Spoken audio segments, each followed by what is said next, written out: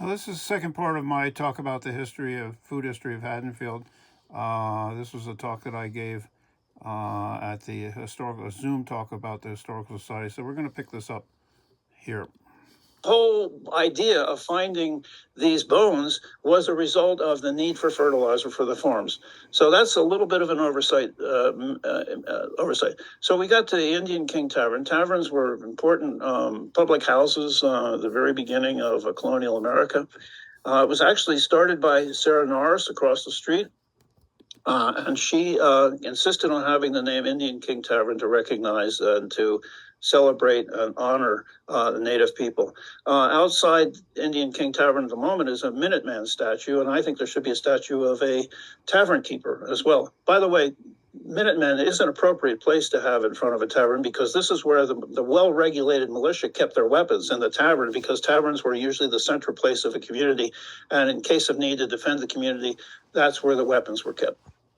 So inside, just wonderfully restored and evocative of what tavern life is like. And especially now we can, thanks to people like Sandy Levins, who's of Haddonfield, who specialized in making historic faux foods, which, now we can exhibit in places like this. You can actually have a sample of what the foods would look like. Before people like Sandy, you would have a museum or a setup, but you wouldn't have any of the food shown. Her husband, Hogue, is also a wonderful contributor to the history of the Indian King Tavern, as well as the foodways of Camden and his various websites. So one of the most important, possibly the most important cookery book writer was a British woman named Hannah Glass, and almost everybody, George Washington on down, had her book. I love this picture. This just shows everything. You look at the gourds up there and the drying of the food and the way that open hearth cooking worked. There's just all the activities here are contained in this image, and it's a lovely image showing all the work that was being done. So taverns gave way to restaurants and hotels. This is the Haddon House, and the first American cookbook was Amelia Simmons' book. She was the first one to mention cranberry sauce as a combination for turkeys. And so very, very important work in the history of cookery and cookery books, certainly in America. One of the things that would be in her book and that would be served, certainly at the Haddon House, was pepper pot, which was a Caribbean food that was very popular in the Philadelphia area and became almost synonymous with Philadelphia. Two people who came and went in Haddonfield that were pretty well known as Timothy Matlack. He was born and was raised in Haddonfield, and he was the guy who hand wrote the original Declaration of Independence.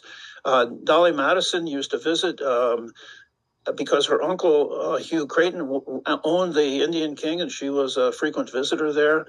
They would have come on a stagecoach frequently, maybe, but they would have crossed the river on barges like that, or a ferry like that. And Dolly Madison's famous for liking ice cream. Most people don't know that one of her favorite flavor was oyster ice cream.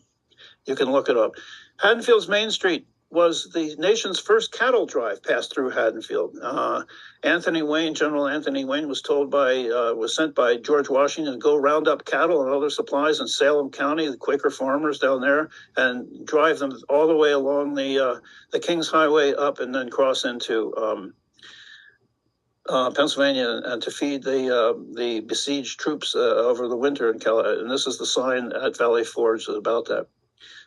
Cattle used to be unloaded. Once the railroads came to Haddonfield, cattle were unloaded and driven through the town out to the pastures in west, north, and east of Haddonfield. Also, pigs were unloaded and were paraded down Kings Highway to the various butchers. This is Ellis Meat Market, very popular, and everybody would recognize it. Haddonfield had a bunch of butcheries and butcher shops and seafood vendors and all that. It didn't have very many restaurants when I was growing up, for sure. Homestead is one of them, Hanson House was the other. Notice that these places had an emphasis on home and domestic, on family, because there was no alcohol served. So you had the Homestead restaurant and the Hanson House. in the early days, it was not self-serve. People, the shopkeepers were got you what you needed, but then they were sort of put out of business when the first sort of self-serve supermarkets came along, and then when the A&P opened, it was a big deal. People. Because you could go and you could just get everything in one place, and you could pick up the things on your own, shop it in shopping carts. This is the old unused Quaker Meeting was turned into the Acme Market, and this was a source of what is still available is wonderful Ivan Spice cookies. Another building that was originally a historic building was the Jersey House, which was replaced by the Woolworths, Five and Dime, and this was a building that was set up as part of the Philadelphia Centennial of the Declaration of Independence. And the guy who started all these centennials, the one in Chicago and Philadelphia, was a Haddonfield guy, and a lot of these products were introduced during these times. Another interesting guy who lived the end of his life in Haddonfield was Alexander Oswald Brody, who was the territorial governor of Arizona. I mean, come on, right?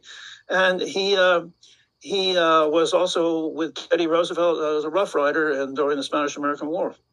Another family, I didn't know about this. I passed their house. They're building all the time. The Braddock building on the corner of Haddon Avenue.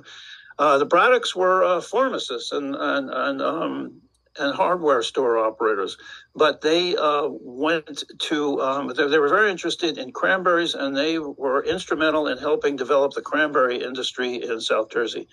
And then Braddock Jr. went on to be a doctor, and he was the personal physician to the King of Siam. He was responsible for all sorts of efforts to stamp out cholera epidemics in Thailand, which was then Siam. And when he died, his obituary was front page of the New York Times. A Haddonfield guy. Another Haddonfield guy was Frederick Sutton. He made his fortune in coffee importing, and here he is with his family. He unfortunately was lost in the Titanic disaster. He was a very important developer of Wildwood. So then here's Henry Moore. Henry Moore's estate and farm basically was on the corner of Choose Landing and Kings Highway, and this was a major. He was a major force in all sorts of businesses, and unfortunately, the house went into decline, and it was not saved. But I think it would have been an incredible resource for the community as a living historic farm. The concept of living historic farms was something that in Europe was popular, but not popular in America at the time, and this place was not saved. So another recommendation I might have is that some of the collections in that tool collection could be exhibited in just a special temporary exhibits. For instance, the whole history of ice. Haddonfield was a big source of ice on the ponds that they had.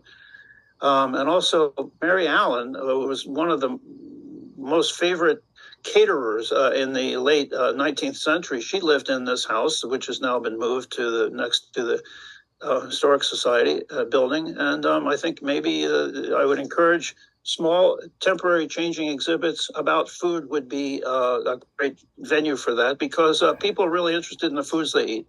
So growing up in Haddonfield, I can celebrate this Thanksgiving. What a great place it was to grow up, and a great place to be, and a launching ground to go off into the world. So thank you for listening, and I'll be happy to take any of your questions.